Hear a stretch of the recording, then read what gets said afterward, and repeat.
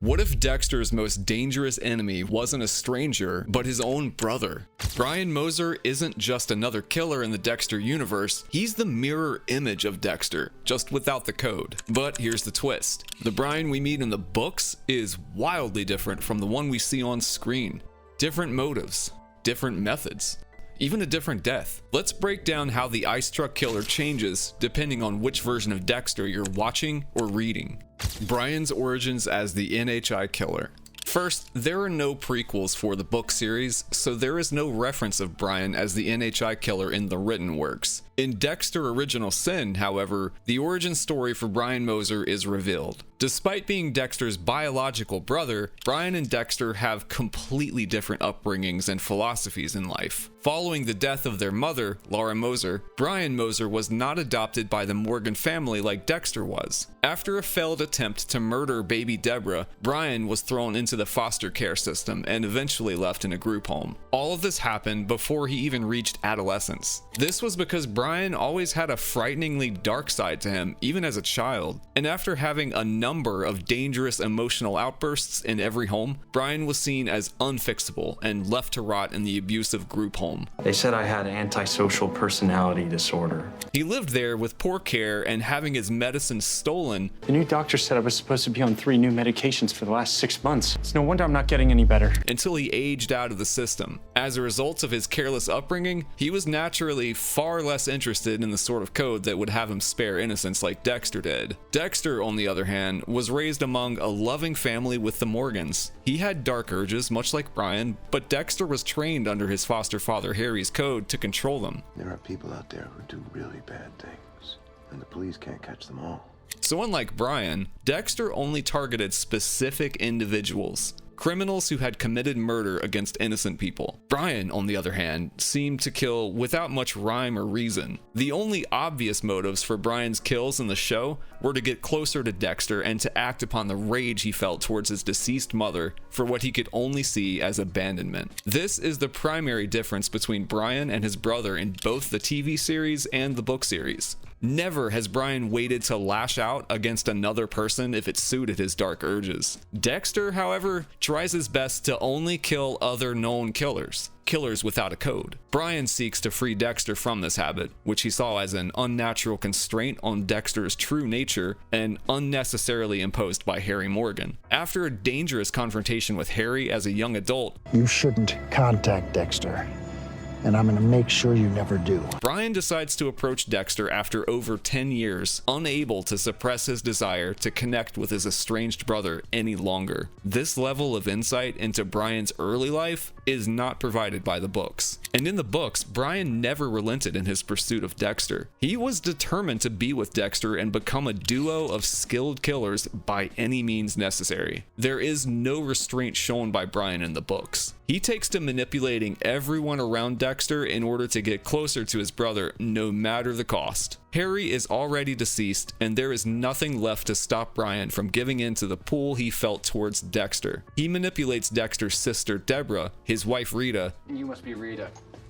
and even his co-workers at Miami Metro. He even tries to get to Dexter's baby, Lily Ann, after she is born. In the books, Brian tracks and haunts Dexter with a level of skill and determination that he lacked as the NHI killer in the show. Brian looks different in the books. In addition to his origin story being revealed in the show, Brian's physical description was very different in the books than in the shows. Brian is described as looking eerily similar to Dexter in the novels. Their resemblance was so uncanny that when he is finally seen on camera, Dexter almost believes that it is him in the video. But as seen in the show, Brian looks quite different from Dexter. His build is very slight in comparison to Dexter's. His hair color is darker than Dexter's, and his face is somehow even more menacing than his brother's in the show. Additionally, Brian and Dexter are not as far apart in age in the books. Laura had her boys about 12 months apart in the written series, but in the show, they are known to be about 3.5 years apart in age. But the differences don't stop there. Brian as the ice truck killer versus Tamiami slasher. Much like in the books, Brian goes about killing prostitutes around the Miami area in the show. They found another hooker in the pool. Another?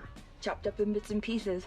That's a third one in 5 months. Third? You mean there's a serial killer. However, there are still noticeable differences between his written and on-screen portrayal as a killer. One of the most noteworthy differences is that Brian is not known as the ice truck killer in the books. He also doesn't use the alias Rudy Cooper. In the book series, the moniker Brian is given by police after they recognize his pattern is the Tamiami slasher. The killer was given this name because of the area of Miami he began his killing spree. That area is known as Tamiami, and initially all of the prostitutes Brian killed were found there. On the contrary, the show dubs Brian the ice truck killer based on the method of his kills, with no focus on the neighborhoods he stalked. He still cut up and drained his victims of their blood in both series, but in the shows, the areas he chose to operate in and stage his victims only became a focus after it is revealed that he was choosing them to draw Dexter closer to him. How Brian manipulates Dexter and his family. There is also a huge difference in the hold Brian has over Dexter in the show versus the books. For years, Brian gave Dexter space while he slowly stalked him from a distance.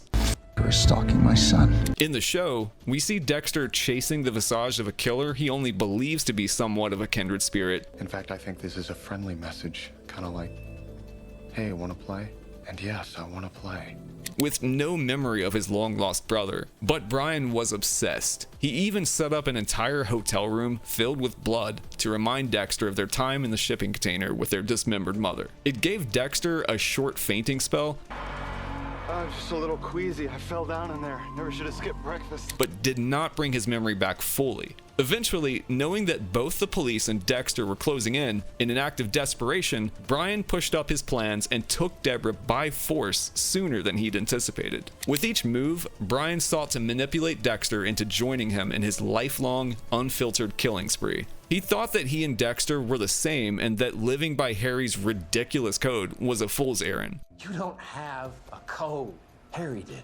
And he's been dead 10 years. With each kill, even as the NHI killer in Dexter Original Sin, Brian only hoped to bring his brother closer to him and his way of life. Though Brian attempted to jog Dexter's memory by committing murders in locations that were pivotal in Dexter's childhood in both series, for his attempt to kill Deborah in the book, Dexter is lured to a warehouse rather than their childhood home as he was in the show. Brian took Dexter's fake sister in an attempt to show him the distinction between his relationship with Deb But she's my Fake sister, I know. and the relationship they could have together. We can take this journey together. In the end, however, Dexter chooses Deb. He fights Brian off before he has the chance to kill her. Brian's attempts to manipulate Dexter in the TV series were masterfully done, but they still look like child's play compared to the tactics he employs in the books. Brian has such a hold over Dexter in the books that Dexter does not even try to kill him after his attempt on Deb's life. In the show, that is not the case. As a result, Brian is more of a mainstay character in the Dexter book series. In the extra time that he is given in the books, Brian is able to get a much tighter grasp on Dexter's psyche. Though he does abduct Deborah in the first book, mirroring the TV series, he is not captured or killed shortly after doing so. This gave him more time and opportunity to try and persuade his brother to abandon Harry's code. The hold Brian had over Dexter in the books is scary. Even when Brian lures him to the warehouse to kill Deborah in the book, Dexter is not as easily swayed to spare her life. After Brian's escape from the scene, Dexter seems to be in a trance-like state and almost kills Deborah himself before being snapped out of it by a third party. Brian seems to get entirely into Dexter's head, and it's almost as if their urges have become intertwined by the time the knife is finally over Deb's chest. Worse, with his freedom intact, Brian does not stop there. He wasn't only trying to get rid of Deborah in the books. Brian went on to ingratiate himself with Dexter's wife Rita and even sets his eyes on Dexter's young daughter as a potential prodigy for the serial killing network he wants to form with his brother. Much like Deb, Rita is initially completely won over by Brian. And though he never posed a direct threat to Rita, the further and further he drove Dexter into what he believed to be a shared darkness between them, the more dangerous life for Rita and her children became. This is an interesting change from the show, as Brian shows little interest in Rita in the show, only meeting her on one occasion. Brian's jobs. Another huge difference between Brian's character in the show and the books is his job. In the TV series, Brian works as a prosthetist. Rudy here is gonna put me back together again. He is able to get closer to the people at Miami Metro, allowing him to follow the case on the ice truck killer more effectively. Does this have to do with a case?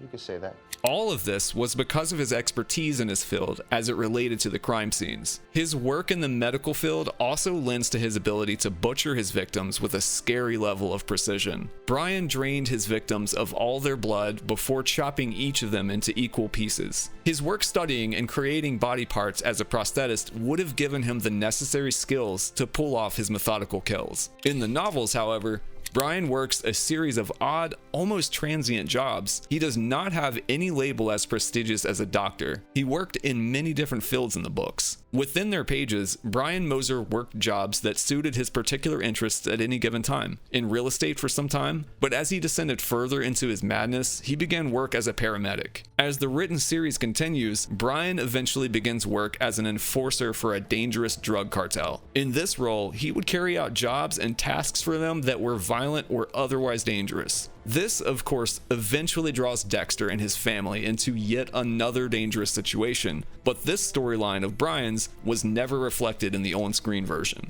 Brian's motives and death. Besides having different jobs from his work in the television series, Brian also has different, darker motivations for killing in the book. He also faces different deaths in the show versus the books. In the original Dexter TV series, Brian Moser does not live beyond season 1. In the show, after tormenting the Miami area as the ice truck killer, Brian is killed by his own brother, the one person he was desperate to get closer to. Though it takes Dexter the entirety of season 1 to get Brian on his table, Dexter gives Brian a swift death. This is a far cry from Brian's end in the book series. In the show, Dexter was forced to choose between his foster sister Deborah Morgan and his biological brother, Brian Moser. Brian takes time to create a kill room designed exactly as Dexter would have made it. I prepared it just the way you like.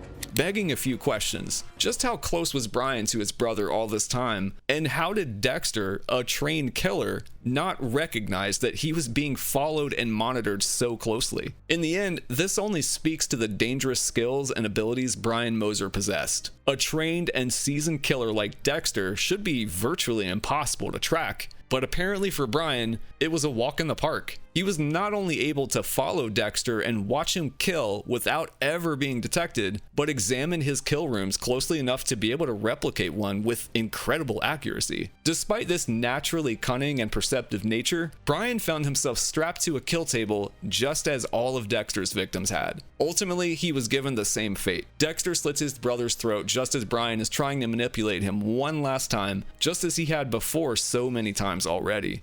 Sorry. I can't hear you. But this time, Dexter was hardened against his tactics. Dexter was still distraught by the fact that he had to kill his own brother, but he knew he had to in order to protect Deb and stop him from killing any more innocent people, as Brian had been doing his entire adult life. The safety of my sister. In both the books and the show, Dexter almost always collects a blood slide from his victim, but that was not the case when he finally had to kill his brother. He remarked that Brian was a special occasion and not a trophy. I keep it for special occasions. You're not a trophy. He was not savoring this kill as he had done with so many before. Instead, he murdered Brian in one swift motion before crying in the corner of the kill room as his brother's blood drained into a bucket. So how did Brian meet his end in the written series? Well, again, unlike in the Showtime series, Brian was around much longer in the books. He does finally meet his end, but not at Dexter's hand. Brian ultimately decides to sacrifice himself for his brother Dexter in the books. This arguably makes the novel's version of Brian a far more complicated character. He had spent his life trying to get closer to Dexter, but that was not his only motive in the books. Brian didn't only want to get to Dexter, he also sought to create a network of killers, in an almost cult-like fashion. Brian had no intention of stopping with Dexter in the novels. He wanted to meet and even create a number of killers who he saw as apex predators who should not fight their natural urges to kill. He also sought to train people to be as psychotic as he was. He tried this with Dexter and Rita's own daughter, Lillian Morgan. Rather than as a niece or even an innocent child he was not attached to, Brian saw Lily Ann as a new opportunity to mold another person into a killer. This was his ideal vision for the young girl. He dreamt of making a new killer from scratch with the same drives and capabilities that he and Dexter had. Dexter protects his family as best as possible, just as he had done in the show. Though Lily Ann is not in the show, Dexter protects her as he had every child he had ever met. He keeps Brian away from her and almost disappears her in his effort to keep her and his family safe from Brian's deranged intentions. Eventually, however, Brian is called upon by Dexter to help save Lillian along with his other children after they were all kidnapped by that drug cartel Brian had begun working for. In the book, Dexter is dead. Brian, Deborah, and Dexter team up to rescue the children. It's during this rescue attempt that Brian meets his end. After they reach the children and Deborah is able to get them out, Brian activates a bomb he'd set himself, wounding Dexter and ultimately killing himself. But this allowed Deborah and the kids time to escape. Brian is blown into the air and lands on Dexter before he can make his escape. In the end, Brian was blown to smithereens. It was a gruesome death for a gruesome man. He was given no mercy like in the TV series. In the book, Brian dies in one of the most painful deaths imaginable. His last view is of his brother, the only person he ever actually cared for, and his last thoughts are most likely about how they never fulfilled his dreams for them. He was a horrendous murderer, yet in his death, the sacrifice he made for Dexter's family creates a complexity to Brian that the show failed to explore. This is maybe the most stark difference between how Brian is represented in the books versus the show. The glimmer of humanity shown in Brian's self-sacrifice in the novel is in direct contrast to the sociopathic and selfish leanings he was tied down by in the show. It is arguable that Brian only did this for himself or for Dexter, with little regard for the children at all. But in the end, he still sacrificed himself and everything he had been building towards in his life for the sake of another person. Brian had saved lives for once instead of taking them, and that is something the show's version of him would never have considered. Conclusion. From his motives to his job to his inevitable demise, there are many key differences between Brian Moser as he is portrayed in the show versus the books. But both iterations are still deeply disturbing, almost evil incarnate. After all, both versions of Brian are obsessed with reconnecting with Dexter and have no qualms about killing innocent people to make that happen. But which version of Brian do you prefer? Do you think he should have made it past the first season of the show? And if you think Brian's character is really different in the books versus the show, check out this video about the differences between Angel Batista in the books versus the show.